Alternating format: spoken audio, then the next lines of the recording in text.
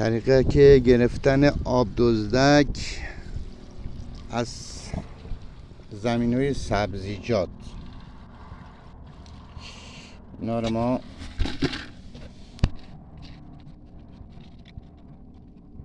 از داخل جوبه ها پشته ها گرفتیم و ما یه قسمت رو از تاید لباسشویی استفاده کردیم، نتونستیم بگیریم، نیومدن بیرون، ولی از تاید دستی که استفاده کردیم، از تاید دستی میان بیرون.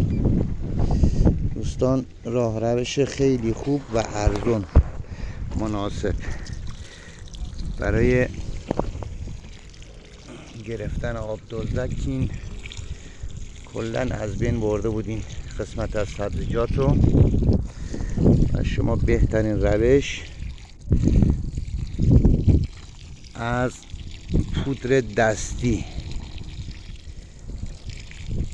میتونین استفاده کنین برای گرفتن آب دزدک‌ها.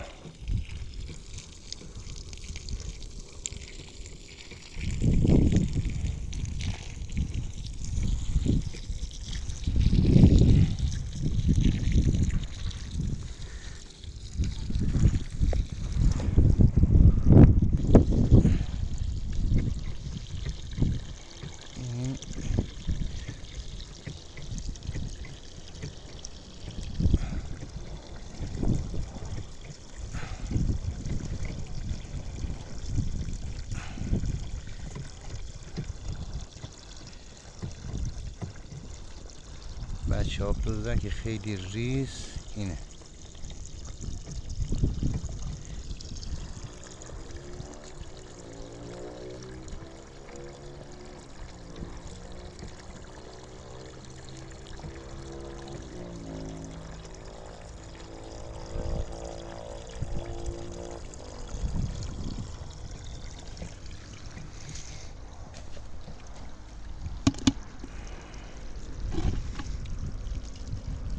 اینم که خانواده شونه.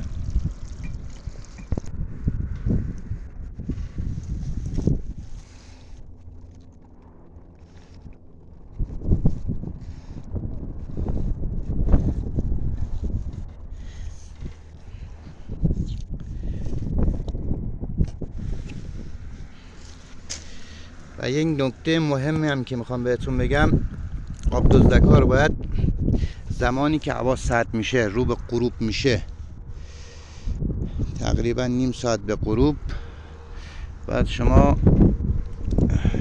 از تاید دستی استفاده کنین و آفتابه، همچنین با آفتاب آب بریزین و تاید رو مخلوط کنین و تو سوراخ‌هاشون از بوی تاید میان بیرون.